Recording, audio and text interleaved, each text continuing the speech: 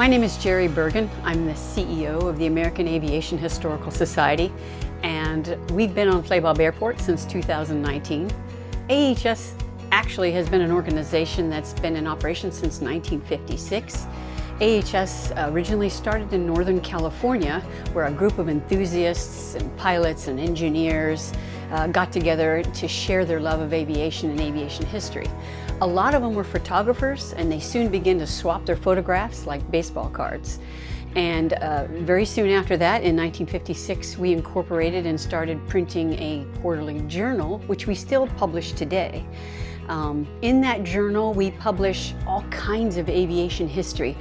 Anything from women's fashion in aviation to metallurgy techniques to how to put together a radial engine. So AAHS covers a lot of aviation history that might not be found so much in today's world. The journal that we have today, the American Aviation Historical Society Journal, is one of the few publications that's recognized by the Smithsonian Institute as a factually vetted publication. We do put it out 4 times a year, and in it as I mentioned, we write articles of all sorts about aviators, about their families, about their dogs, about different aircraft and how events in aviation have shaped our lives. So we're really proud of the kind of history that we're able to record in this journal, and we keep these available on our website so that they are available for anyone who's interested in researching a particular topic. There's about 3,500 articles, I think, that we've published since 1956, and we continue to publish that today. This collection was given to us by another member of AAHS, a very long-time member. An interesting fun fact about the American Aviation Historical Society that our average member length of tenure or membership is 42 years. So once you become an AAHS member, you stay an AAHS member. But this member had a long-time passion for 3-view drawings. He spent about 52 years collecting magazines and then collecting 3 views within those magazines and putting them in these wonderful little cataloged binders here. And why these are important in aviation history is because a lot of modelers who would build their aircraft from scratch build modelers, would use plans like this, use these 3 views to develop their design of their aircraft from scratch. It's how modelers before the internet would get ideas and get technical data about an airplane they were very much interested in. So we've kept these because we still get calls today for, hey, do you have plans for a poly park hob or a 3-view? And we're able to look and see if we can help them out with that. What AAHS primarily does is we try to preserve American history in all of its forms, but primarily we try to preserve photographs. A lot of aviation history today that has been kept by people over the last 50 years is ending up in dumpsters. There is so much value in the history that we've already been through. So much of technology today actually derived from the aviation industry, and there's still so much to be learned from that.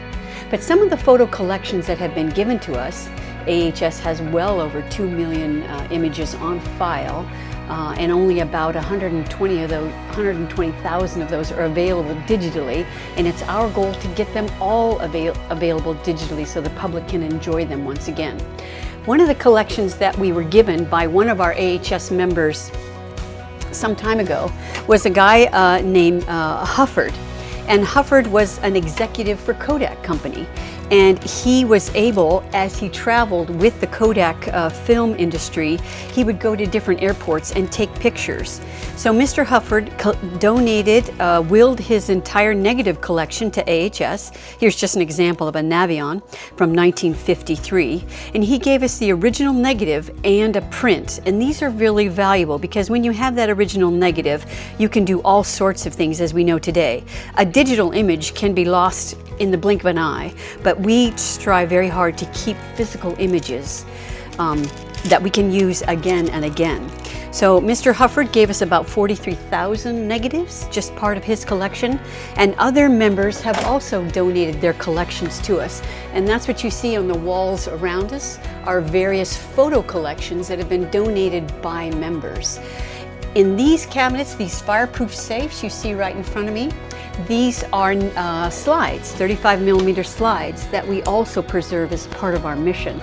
So members from all over the world, we only have about 1,000 members today. Our height was about 4,000 members in the 1980s, but they'll donate their slides. Remember, a lot of our members are photographers, and we then categorize them, digitize them, and then put them on the internet for other AHS members and the public to enjoy. So I'm seeing, here I am seeing an A-10 Warthog, I'm seeing a Fairchild, I'm seeing a helicopter. I mean, it's just every kind of American aircraft you can imagine is in our records somewhere. What a lot of people do when they want to find a particular aircraft, they'll call AHS and say, hey, do you have N number such and such? My grandfather flew a P-47 Thunderbolt during World War II. Might you have a picture of that? And in many times with our cataloging system, we're able to go into our records and find a picture of that grandfather's P-47 Thunderbolt. And that's really part of the history that we're trying to keep today. In the future, what we'd like to do is create a more robust system so that we can interchange with museums and other organizations that are refurbishing aircraft, and that we might become a resource for them to use our photographs.